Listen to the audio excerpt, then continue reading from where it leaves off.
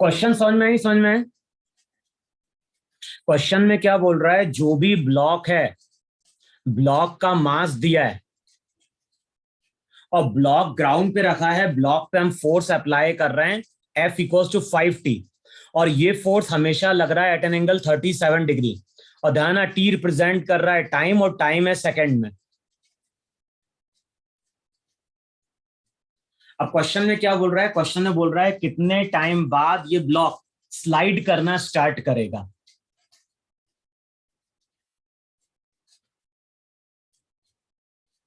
अच्छा, सबसे पहले यहां पे ब्लॉक का फ्री बॉडी डायग्राम ड्रॉ करोगे, नहीं ड्रॉ करोगे? चलो, ब्लॉक का अगर फ्री बॉडी डायग्राम ड्रॉ करोगे तो ब्लॉक पे फोर्सेस कौन कौन से शो करोगे? एक तो शो करोगे वेट mg, दूसरा यहां पे शो करोगे ग्राउंड की नॉर्मल n। अच्छा, ये जो फोर्स है F इक्वल टू 5T, इसके कितने कंपोनेंट होंगे? इसका एक तो यहां पे हॉरिजॉन्टल कंपोनेंट होगा,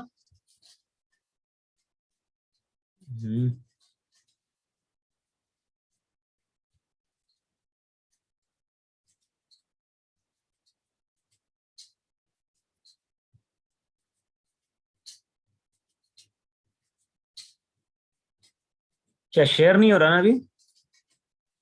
नो सर।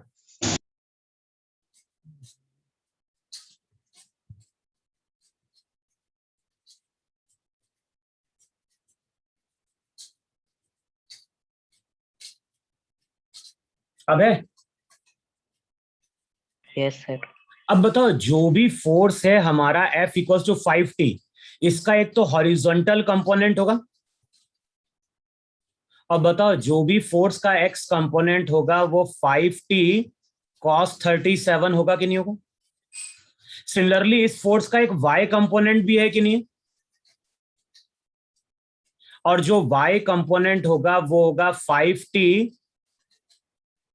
sin 37। तो यहां पे क्या होगा, फोर्स का हॉरिजॉन्टल कंपोनेंट होगा, फोर्स का यहां पे क्या होगा, y कंपोनेंट होगा, होगा कि नहीं होगा? Yes sir. अच्छा, इनिशियली ये ब्लॉक कैसा होगा, रेस्ट में रहेगा या मूव कर जाएगा तुरंत? हमने ये चीज थ्योरी में पढ़ी है कि कोई भी ब्लॉक तभी मूव करता है जब हॉरिजॉन्टल फोर्स लिमिटिंग फ्रिक्शन को क्रॉस करता है। तो इनिशियली बताओ, ये ब्लॉक अगर रेस्ट में रहेगा तो फ्रिक्शन वहां पे स्टैटिक होगा कि नहीं होगा? Yes sir. Yes sir. अच्छा, ब्लॉक y के अलोंग मूव कर रहा है क्या?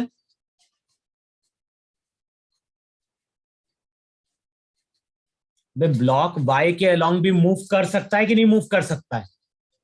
Yes sir. अच्छा, इनिशियली तो ब्लॉक रेस्ट में रहेगा y के अलोंग, तो y के अलोंग अगर इक्वेशन लिखोगे तो क्या लिखोगे? इक्वेशन लिखोगे 5T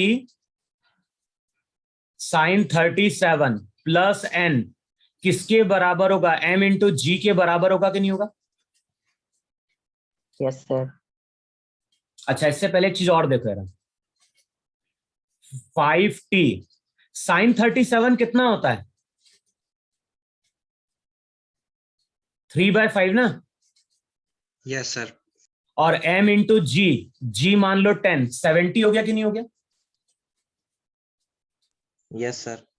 अच्छा, अब इस इक्वेशन को देख के बताओ, नॉर्मल कभी जीरो हो सकती है या नहीं हो सकती है? तो चेक करो, नॉर्मल जीरो कब होगी? नॉर्मल अगर जीरो होगी तो इसका कुछ टाइम होगा कि नहीं होगा?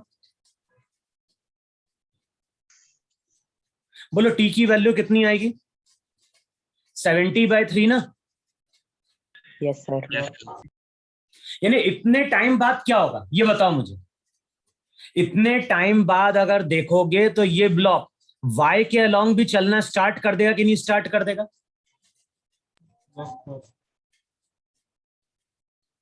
अबे, अगर t की वैल्यू ग्रेटर देन 70/3 सेकेंड होगी तो उस केस में ब्लॉक का एक्सेलरेशन y के अलोंग बनना स्टार्ट होगा कि नहीं होगा? Yes sir. लेकिन अगर t की वैल्यू लेस देन 70/3 है तो उस केस में ब्लॉक केवल x के अलोंग चल सकता है कि नहीं चल सकता है? Yes sir.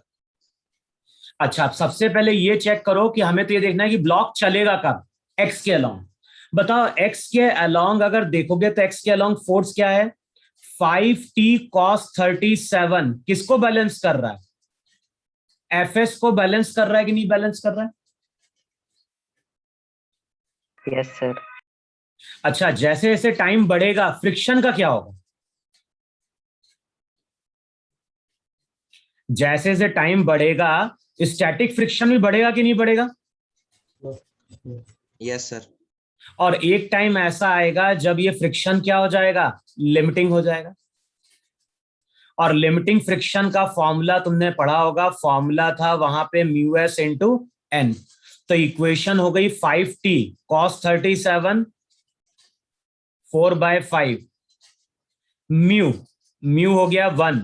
और नॉर्मल किसके बराबर है? यहां से नॉर्मल की वैल्यू निकालो, नॉर्मल हो जाएगा 70 माइनस 3t।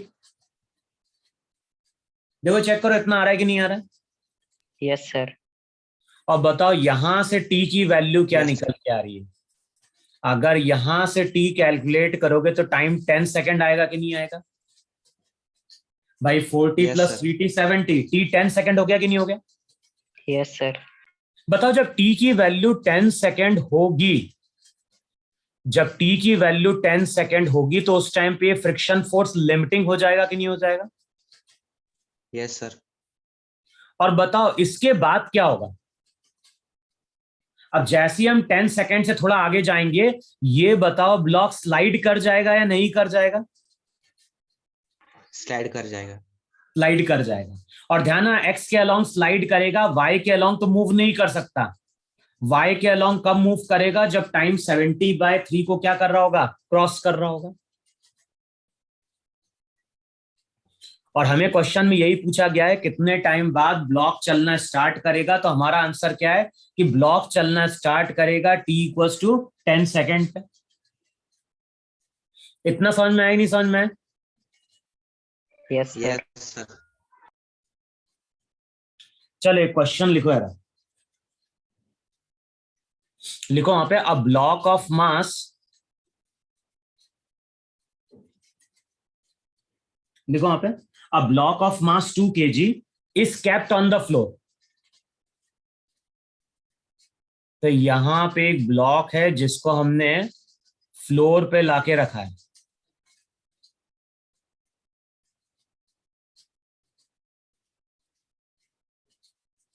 इस ब्लॉक का मास दिया है 2 kg। The coefficient of static friction is 0.4।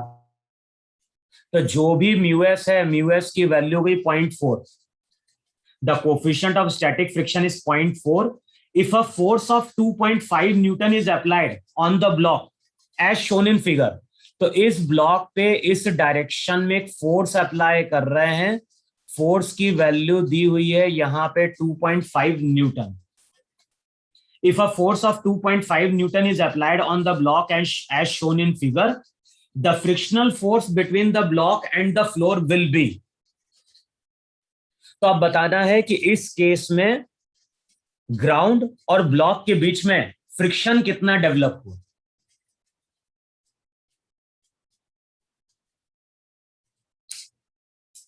अच्छा, अब रिजल्ट याद है कि नहीं याद है तुम लोगों को? अगर कोई ब्लॉक हॉरिजॉन्टल सरफेस पे लगा है और फोर्स हम अप्लाई करेंगे, तो यहां पे फ्री बॉडी डायग्राम में एक तो क्या ड्रॉ करोगे?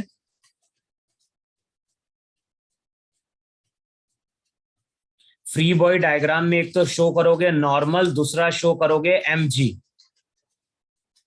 अच्छा, फ्रिक्शन कहां लग रहा होगा?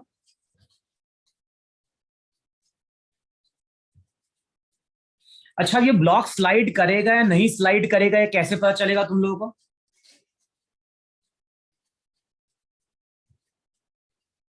अबे तुम लोगों को तो पूछ रहा हूं, ये ब्लॉक स्लाइड करेगा या नहीं करेगा ये कैसे पता चलेगा? हम क्या चीज कैलकुलेट करेंगे?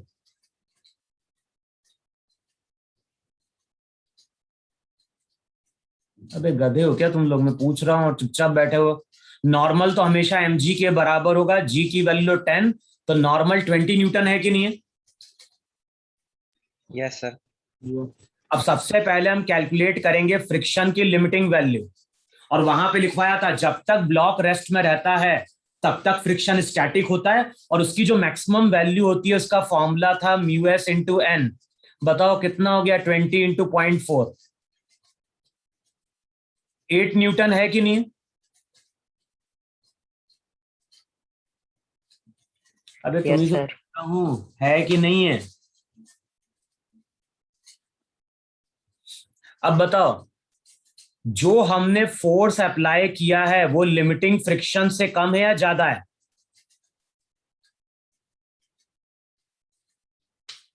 बताओ, अप्लाइड फोर्स अगर लिमिटिंग से कम होगा तो जो भी ब्लॉक रहता है, ब्लॉक कैसा रहता है? रेस्ट में।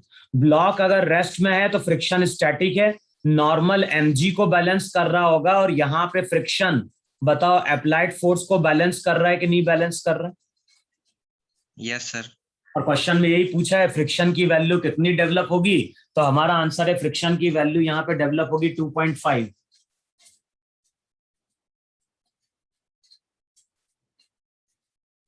आया कि नहीं आया समझ में? Yes, yes sir. सर। और नहीं समझ में आया इसका अंदर तुम लोगों ने नेक्स्ट लेक्चर ही नहीं देखा, ब्लैंक हो फिर लिखो नेक्स्ट क्वेश्चन लिखो वहां पे। क्वेश्चन में क्या बोल रहा है? A block of mass 4 kg, a block of mass 4 kg is kept on a ground. A block of mass 4 kg is kept on a ground. A block of mass 4 kg is kept on ground. The coefficient of friction between the block and ground. The coefficient of friction between the block and ground is 0.8. Block का मास कितना? 4 kg. An external force of magnitude 30 Newton is applied parallel to the ground. तो इस block पे हम एक force apply कर रहे हैं,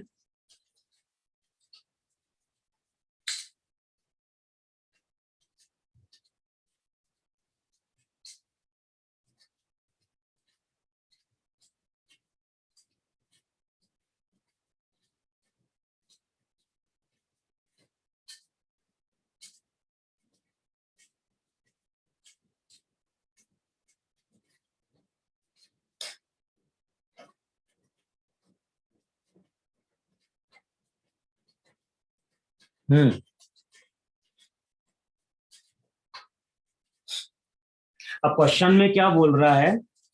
N external force of magnitude 30 newton is applied parallel to the ground. तो इस ब्लॉक पे हम एक फोर्स अप्लाई कर रहे हैं, और फोर्स अप्लाई कर रहे हैं 30 न्यूटन का parallel to the ground. The resultant force exerted by the ground on the block is, question लिखो, कैलकुलेट क्या करना है? The resultant force exerted by the ground on the block is. तो हमें बताना है कि जो ग्राउंड है, ग्राउंड ब्लॉक के ऊपर रिजल्टेंट कितना फोर्स अप्लाई कर रहा है।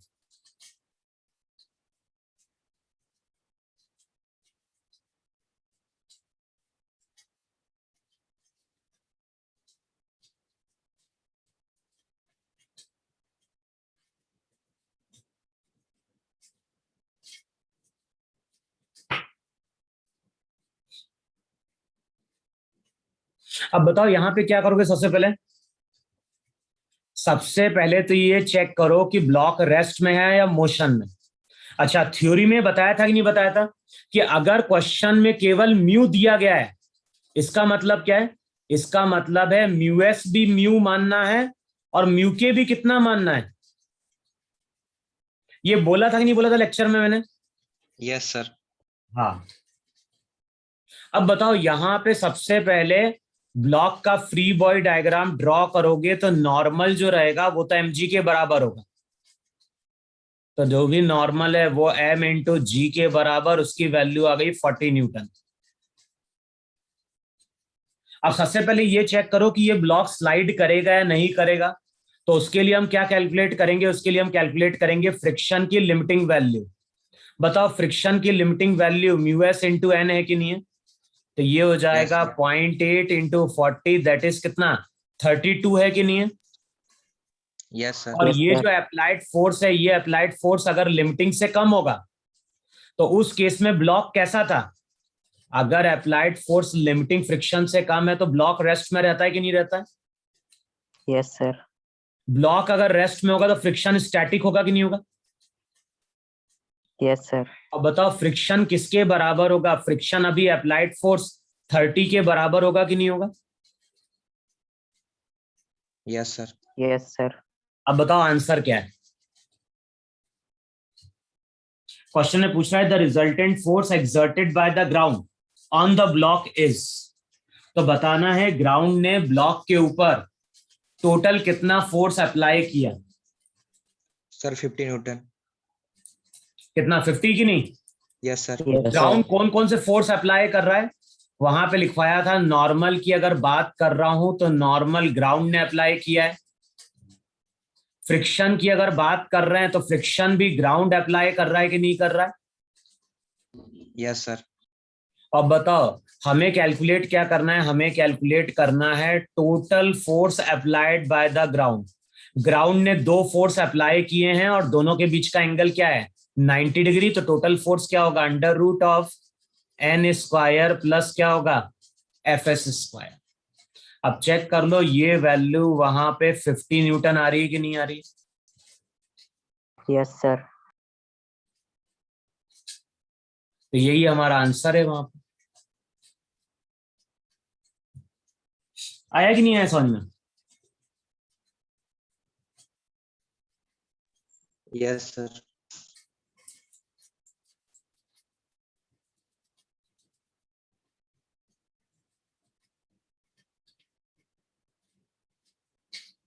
हम्म।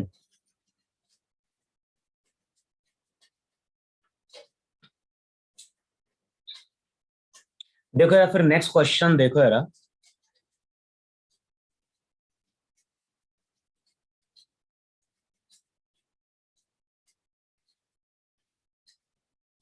यहां पे शो कर रहा है ग्राउंड।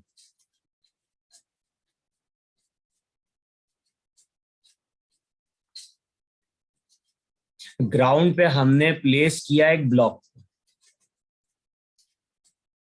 इस तरह का क्वेश्चन मैंने करवाया होगा वहां पे, है ना? ब्लॉक का जो मास है m,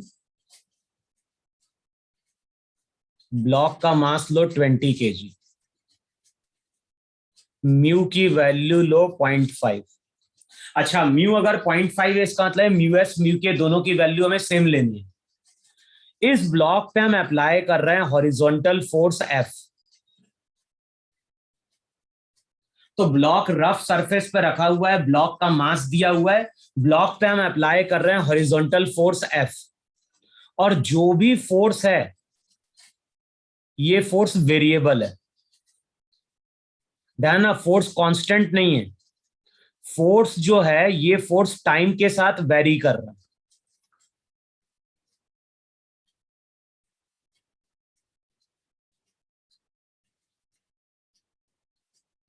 इस तरह से ग्राफ गिवन है।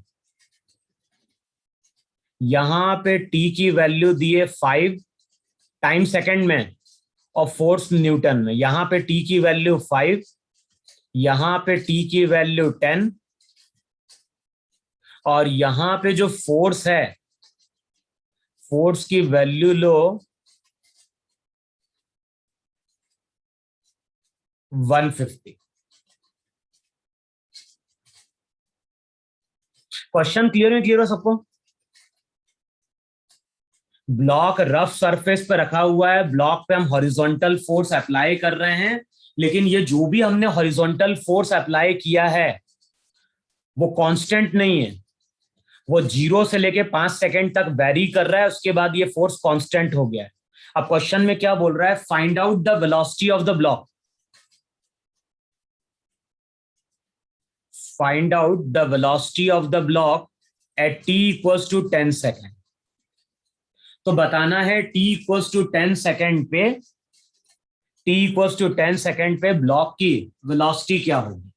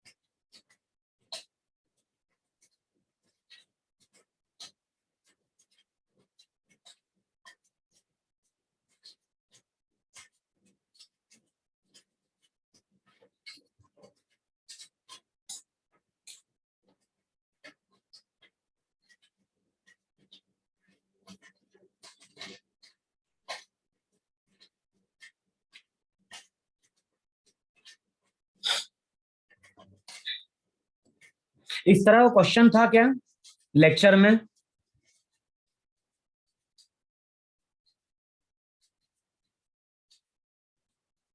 अभी तुम लोगों को तो पूछ रहा हूँ, इस तरह का क्वेश्चन था कि नहीं था लेक्चर में?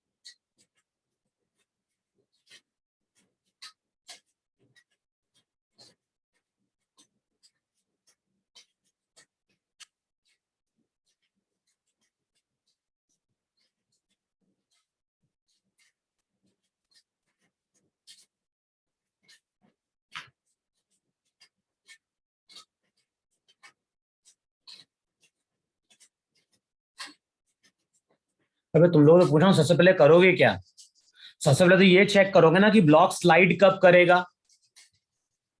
कि ब्लॉक का जब भी हम फ्री बॉडी डायग्राम ड्रॉ करेंगे तो यहां पे क्या शो करोगे? नॉर्मल, mg, और इनिशियली फ्रिक्शन फोर्स यहां पे स्टैटिक होगा कि नहीं होगा? अब Yes, वहां sir. पे कंडीशन क्या लिखवाई थी? ब्लॉक तभी स्लाइड करता है जब F ग्रेटर देन क्या होता है? FL। तो पहले सबसे पहले कैलकुलेट करो लिमिटिंग फ्रिक्शन कितना होगा। लिमिटिंग फ्रिक्शन होगा μs इंटू एन। μs कितना दिया है? 0.5। नॉर्मल किसके बराबर है? नॉर्मल mg के बराबर है कि नहीं है यहाँ पे? Yes, sir. तो ये 200। तो बताओ 100 न्यूटन पे ब्लॉक चलेगा कि नहीं चलेगा? Yes, भाई sir. ग्राउंड ब्लॉक के ऊपर मैक्सिमम फ्रिक्शन फोर्स कितना अप्लाई कर सकता है? 100 न्यूटन अप्लाई कर सकता है। तो ये ब्लॉक तभी मूव करेगा जब अप्लाइड फोर्स 100 न्यूटन से क्या होगा? ज्यादा होगा। अच्छा, अब 100 की जो वैल्यू रहेगी, 100 न्यूटन की वैल्यू, वो 5 सेकंड के पहले आएगी कि नहीं आएगी? Yes, sir. तो सबसे पहले हमें चेक करना पड़ेगा टाइम टी। अब बताओ टाइम टी हम मैथ से कैलकुलेट कर सकते हैं नहीं कैलकुलेट कर सकते हैं? इस लाइन का एंगल थीटा है। अबे हाँ या ना? Yes, sir. तो टेन थीटा क्या होगा? टेन थीटा होगा 100 बाई टी, किसके बराबर? कर सकते हैं? Yes, sir. टी की वैल्यू कितनी निकल के आ रही? सर 150/5। 150/5। हाँ, इसको करो 150/5। तो कितना आ गया टाइम? 10/3. कितना? 10/3. 8/3। Sir, 10. क्या बोल रहे हो तुम? 8, 10 क्या बोलना चाह रहे हो? 10। 10/3. तो जो टाइम आया वो 10/3 सेकंड आया कि नहीं है? दूसरा तरीका बताओ कैलकुलेट करने का, ये भी है कि नहीं है कि t की value greater than 0, less than 5 second, उस टाइम तक फोर्स की इक्वेशन लीनियर है कि नहीं है? तो ये y = mx के फॉर्म में होगी कि नहीं होगी इक्वेशन? Yes, sir. y का मतलब क्या हो गया, y का मतलब हो गया f, लाइन का स्लोप tan थीटा होता है और tan थीटा 3 है कि नहीं है? बताओ फोर्स की इक्वेशन 3t के बराबर होगी कि नहीं होगी? Yes, sir. 3t नहीं 30t, 150 डिवाइडेड बाय 5 ना। अबे हाँ या ना? लाइन का जो Yes. स्लोप होता है वो वैल्यू ऑफ tan थीटा होती है। tan थीटा क्या हो जाएगा ट्रिग्नोमेट्री से?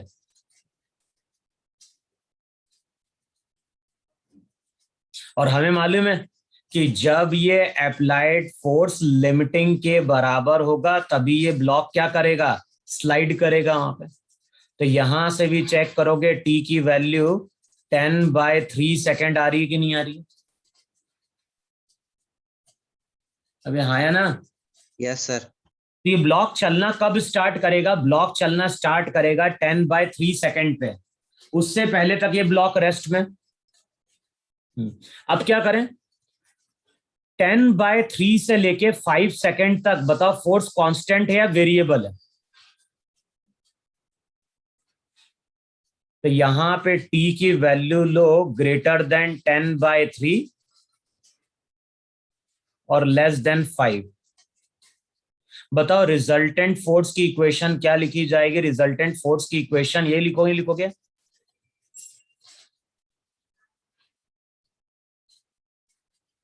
बताओ जैसे ये ब्लॉक चलना स्टार्ट करेगा ये जो फ्रिक्शन स्टैटिक है बताओ ये काइनेटिक बन जाएगा कि नहीं बन जाएगा?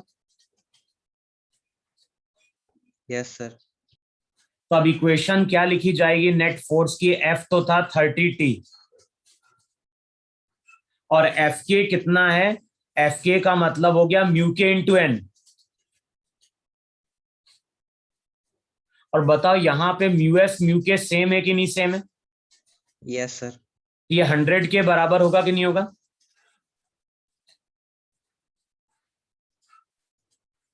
बताओ जो भी नेट फोर्स है उसको हम लिखते हैं मास इंटू एक्सेलरेशन। मास कितना दिया हुआ है? 20. 20। एक्सेलरेशन ए। बताओ ए की वैल्यू क्या आ जाएगी? ए की वैल्यू आ जाएगी 3/2t -5। चेक करो इतना आ रहा है कि नहीं आ रहा? Yes, sir. अच्छा बताओ ये एक्सेलरेशन कांस्टेंट है या वेरिएबल है? एक्सेलरेशन फंक्शन ऑफ टाइम है तो ये वेरिएबल हुआ कि नहीं हुआ? और वहां पे लिखवाया था कि एक्सेलरेशन अगर वेरिएबल होगा तो उसको इंटीग्रेट करने पे वेलोसिटी मिलेगी। तो टर्म को सेपरेट आउट करो, 3/2t -5 इंटू dt। टर्म को सेपरेट आउट करो और इंटीग्रेट करो। कहां से कहां तक करना है? t की वैल्यू 10/3 से लेके t की वैल्यू 5 तक। भाई फोर्स कब तक वेरिएबल है? फोर्स तुम्हारा वेरिएबल है अप टू 5 सेकेंड। तो पहले 5 सेकेंड तक है वेलोसिटी कैलकुलेट करो। बताओ डीवी का इंटीग्रेशन क्या आ गया? v। यहां पे इंटीग्रेट कर क्या होगा? 3/2 कांस्टेंट, t का हो गया t²/2 -5t। अब यहां पे लिमिट पुट करो जरा 10/3 से लेके 5 और बताओ इस वेलोसिटी को बोलो v1। तो v1 ब्लॉक की वेलोसिटी होगी है t = 5 सेकेंड पे। अब चेक करो v1 की वैल्यू क्या आएगी लिमिट पुट करने पे?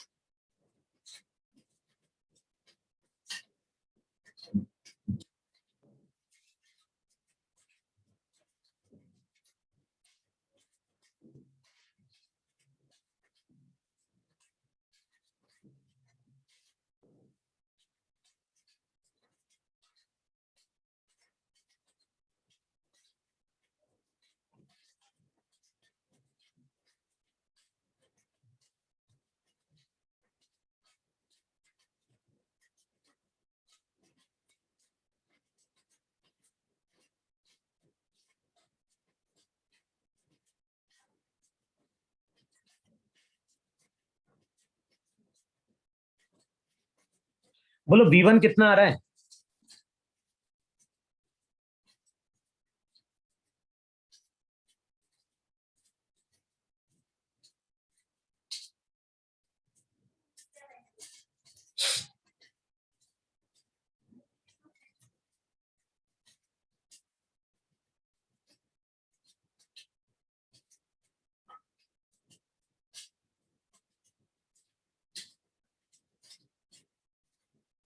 अभी कुछ V1 की वैल्यू आई या नहीं आई?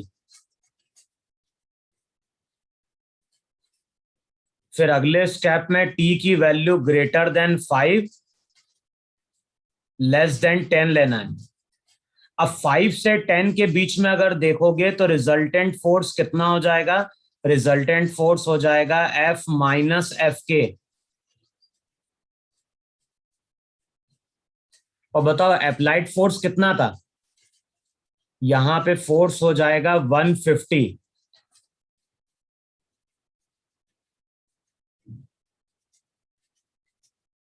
तो यहां पे लिखो 150 माइनस एफ के।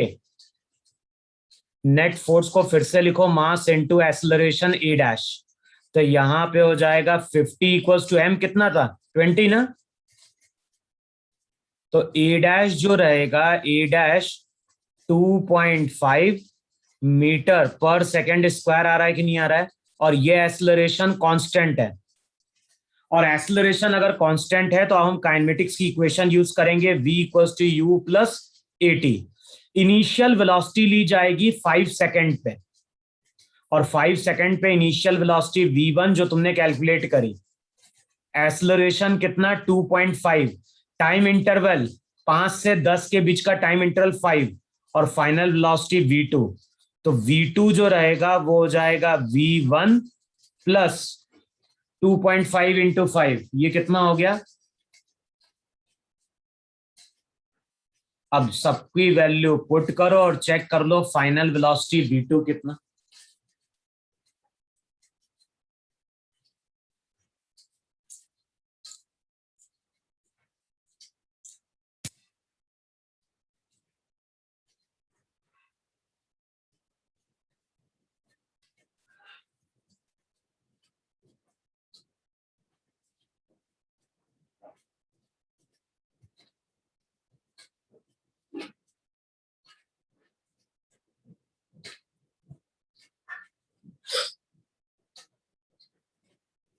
अब इससे पहले v1 आया कि नहीं आया तुम लोगों का? Yes sir. कितना आया v1 बोलो जरा। हाँ बोलो v1 की वैल्यू कितनी आई?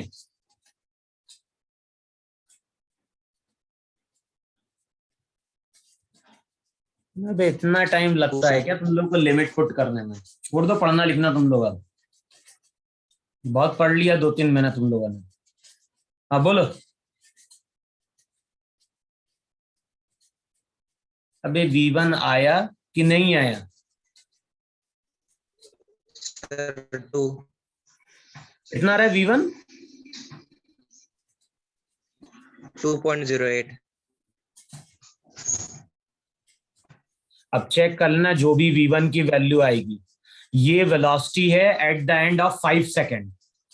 फिर इस फॉर्मूले से हम कैलकुलेट करेंगे ब्लॉक की velocity at the end of 10 second. केवल क्वेश्चन का कॉन्सेप्ट क्या है? कुछ टाइम तक फोर्स वेरिएबल है तो हमें इंटीग्रेट करना पड़ेगा, और जब फोर्स कांस्टेंट होगा तो वहां पे हम काइनेटिक्स की इक्वेशन क्या कर पाएंगे? डायरेक्ट यूज कर पाएंगे। लिखो नेक्स्ट क्वेश्चन, लिखो वहां पे, और लिखो वहां पे solid cube of mass 5 kg। तो यहां पे इस तरह से एक सॉलिड क्यूब दिया हुआ है।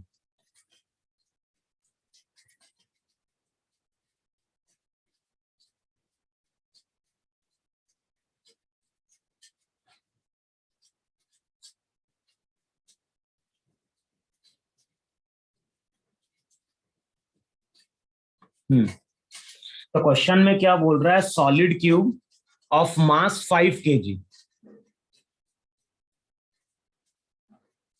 तो इस ब्लॉक का मास 5 kg। एक्सिस शो करिए उसने, ध्यान रखना, इसको उसने वाई एक्सिस बोला है, इसको z एक्सिस और इसको उसने बोला है x एक्सिस। तो क्वेश्चन में क्या बोल रहा है, solid cube of mass 5 kg is placed on a rough horizontal plane in XY plane as shown in figure. तो इस तरह का एक XY प्लेन है जिसमें हमने इस ब्लॉक को लाके क्या किया है, प्लेस किया। तो ये हमारा यहां पे XY प्लेन है।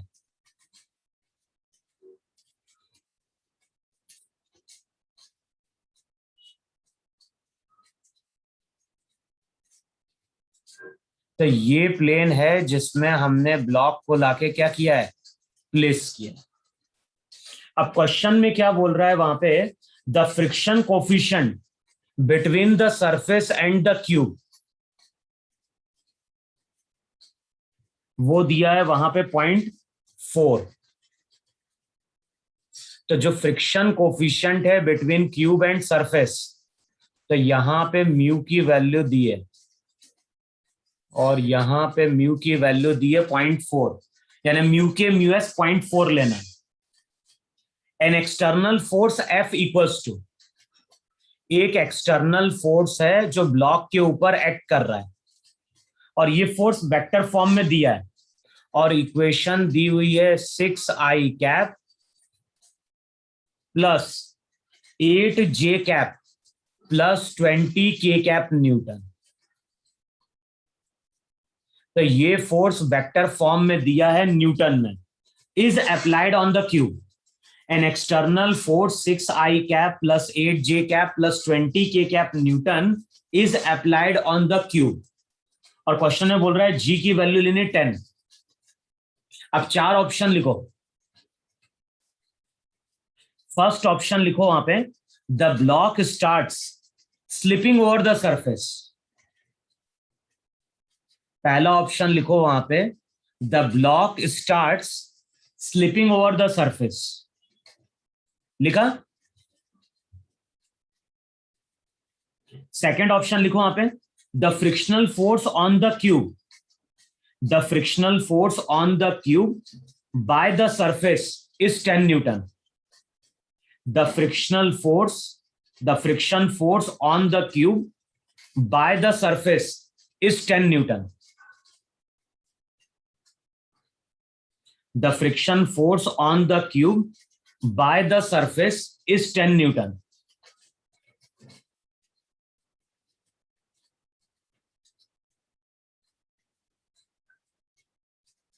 फिर लिखो वहां पे, the friction force acts in XY plane at angle 127 degree with the positive x-axis in clockwise direction. The friction force acts in XY plane at angle 127 degree with the positive x-axis,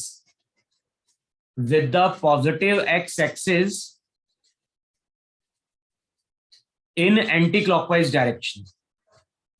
With positive x-axis in clockwise direction.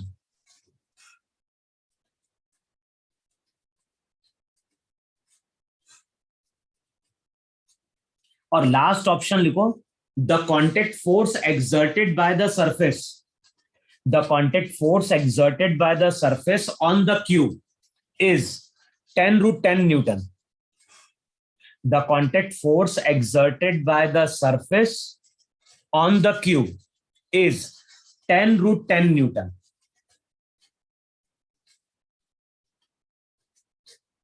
चारों option लिखे कि नहीं लिखे? Yes, sir.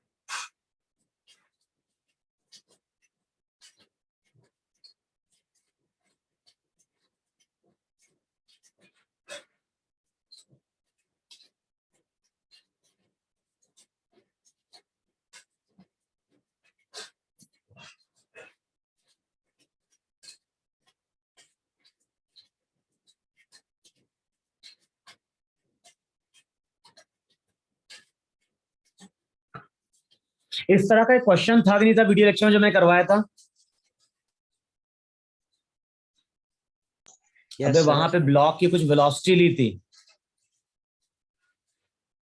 Cube के अंदर एक block रख के करवाया था कि नहीं करवाया था? Yes, sir. अब बताओ, सबसे पहले फोर्स को तीनों पार्ट में डिवाइड कर दो। फोर्स के तीनों कंपोनेंट हमें मालूम है कि नहीं मालूम है? Yes, sir. फोर्स का X component 6, Y component 8, Z component 20। तो पहले डायग्राम में शो करो जरा। डायग्राम में अगर जाओगे, सब कंपोनेंट पॉजिटिव है कि नहीं है? Yes, sir. तो बताओ इस डायरेक्शन में एफ एक्स शो करोगे?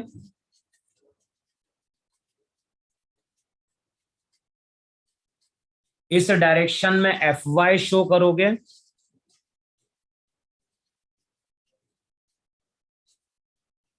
अच्छा, एफ जेड की वैल्यू कितनी है? 20 न्यूटन है कि नहीं? Yes, sir. अच्छा, इस ब्लॉक का वेट कहां पे होगा?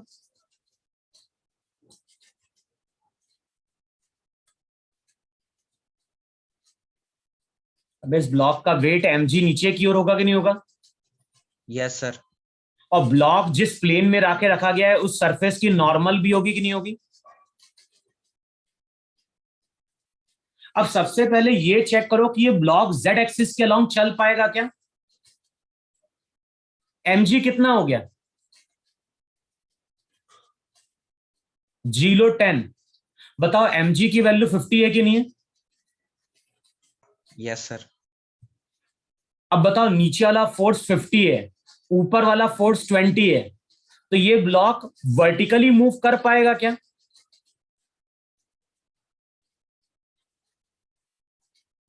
अबे z एक्सिस के अलोंग ये ब्लॉक रेस्ट में रहेगा कि नहीं रहेगा? Yes. Yes, sir. अब इक्वेशन क्या लिखोगे? इक्वेशन लिखोगे n प्लस एफ जेड किसके बराबर? तो यहां पे अगर चेक करोगे तो जो नॉर्मल है वो 30 न्यूटन आएगी कि नहीं आएगी? Yes, sir. क्योंकि ऐसा भी हो सकता ही नहीं हो सकता है कि z एक्सिस के अलोंग अगर फोर्स ज्यादा होगा तो वो फोर्स ब्लॉक को वहां पे क्या करा देगा? लिफ्ट करा देगा।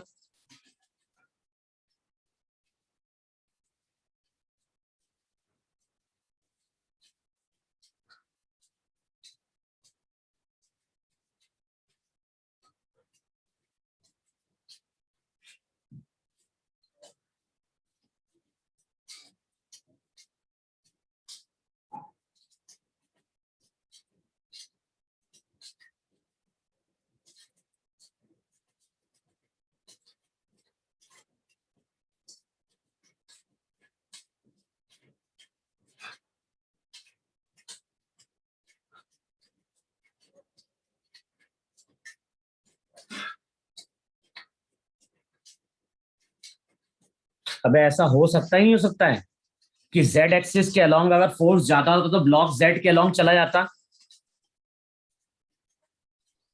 Yes, sir. अब इस केस में ब्लॉक z के अलोंग तो नहीं जा सकता, लेकिन बताओ ब्लॉक एक्स वाई प्लेन पे मूव कर सकता है या नहीं मूव कर सकता है?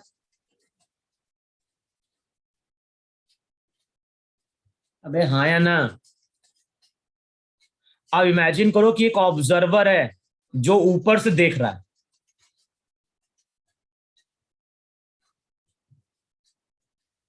अब देखो, जो ऑब्जर्वर ऊपर से देख रहा होगा उसको डायग्राम कुछ ऐसा दिखाई देगा कि नहीं दिखाई देगा?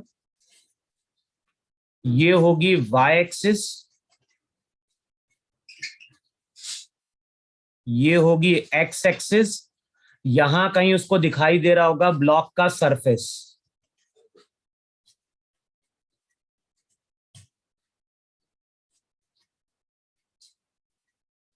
इस डायरेक्शन में उसको फोर्स दिखाई दे रहा होगा एफ एक्स, नहीं एफ वाई, इस डायरेक्शन में एफ एक्स। अच्छा, जो फोर्स का वाई कंपोनेंट रहेगा वो ब्लॉक को प्लेन में चलाने की कोशिश करेगा ही नहीं करेगा? Yes, sir. वाई एक्सिस के अलोंग चलाने की कोशिश करेगा। जो फोर्स का एक्स कंपोनेंट रहेगा वो ब्लॉक को एक्स के अलोंग चलाने की कोशिश करेगा।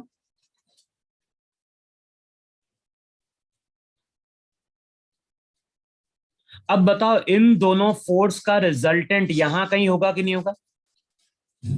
Yes sir. कितना होगा रिजल्टेंट? ये एफ आर जो रिजल्टेंट होगा वो होगा under root F X square plus F Y square, होगा कि नहीं होगा? अब चेक करो, एफ एक्स की वैल्यू 6 थी ना, यस सर। एफ वाई 8, ये कितना 10 न्यूटन आ रहा है कि नहीं आ रहा है? Yes. Yes Yes, sir. sir. अच्छा, तो ये जो ब्लॉक है ये ब्लॉक इस डायरेक्शन में चलने की कोशिश करेगा। अब बताओ फ्रिक्शन कहां लगने की कोशिश करेगा? फ्रिक्शन जो रहेगा वो इसके ऑपोजिट लगने की कोशिश करेगा कि नहीं करेगा? Yes, sir. और वहां पे लिखवाया था कि ये ब्लॉक मूव कर जाएगा अगर रिजल्टेंट फोर्स लिमिटिंग से क्या होगा, तभी ये ब्लॉक मूव करेगा या नहीं मूव करेगा? Yes sir. अब बताओ लिमिटिंग फ्रिक्शन क्या होगा? म्यू की वैल्यू कितनी दी हुई थी? 0.4 इंटू नॉर्मल। अब बताओ नॉर्मल इससे पहले 30 कैलकुलेट करी नहीं कैलकुलेट करी? तो 30 इंटू 0.4 कितना? 12 न्यूटन है कि नहीं है? Yes sir. तो बताओ लिमिटिंग फ्रिक्शन 12 न्यूटन है और ये कितना है? तो बताओ ये जो 10 न्यूटन है ये लिमिटिंग से कम है कि नहीं कम है? Yes, sir. है ना? इसका मतलब है कि जो ब्लॉक रहेगा, ब्लॉक यहां पे रेस्ट में रहेगा कि नहीं रहेगा? तो पहला ऑप्शन करेक्ट है या इनकरेक्ट है? पहला ऑप्शन में बोल रहा है the block start slipping over the surface, तो ये इनकरेक्ट है कि नहीं है? Yes sir. इस केस में ब्लॉक रेस्ट में रहेगा। अच्छा, फ्रिक्शन का डायरेक्शन अप्लाइड फोर्स के ऑपोजिट है कि नहीं है? Yes. अच्छा, अब ये एंगल मान लो थीटा।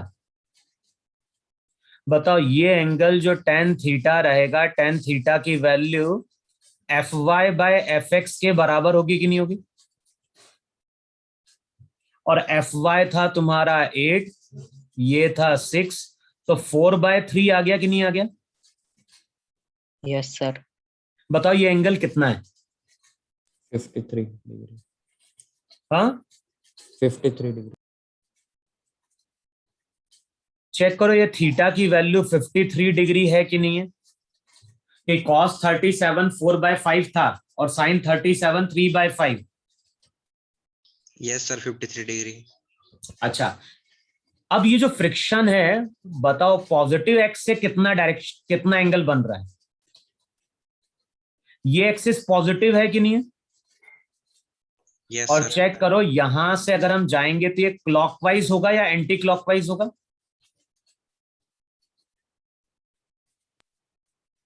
Anti-clockwise. Clockwise. क्लॉकवाइज ना? Yes sir. और क्वेश्चन में क्या बोल रहा है? एक्स एक्सिस से क्लॉकवाइज डायरेक्शन। तो चेक करो एंगल कितना बनेगा फिर? 127. भाई यहां पे ये एंगल थीटा होगा कि नहीं होगा?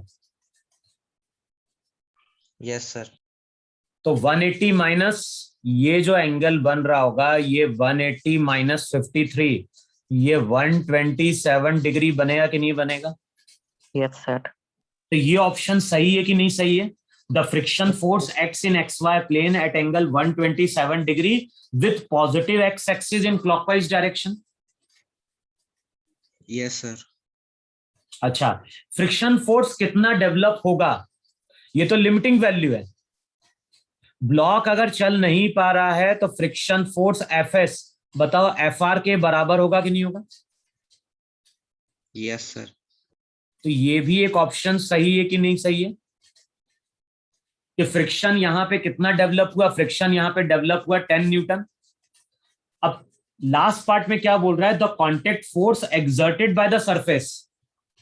बताओ ये जो सरफेस है ये कौन कौन से कॉन्टेक्ट फोर्स अप्लाई कर रहा है, नॉर्मल अप्लाई कर रहा है, और दूसरा बताओ फ्रिक्शन अप्लाई कर रहा है कि नहीं अप्लाई कर रहा है। Yes sir. तो जो टोटल फोर्स आएगा सरफेस का, बताओ वो under root N square plus F S square आएगा कि नहीं आएगा। अब n की वैल्यू क्या हो गई, 30 का स्क्वायर 900। तो बताओ ये f की वैल्यू 10√10 आ रही है कि नहीं आ रही है वहां पे। यस सर, आ रही सर। तो जो करेक्ट ऑप्शन जाएगा, करेक्ट ऑप्शन यहां पे क्या क्या जा रहा होगा, करेक्ट ऑप्शन में जाएगा बी, सी और डी। बताओ होगा कि नहीं होगा।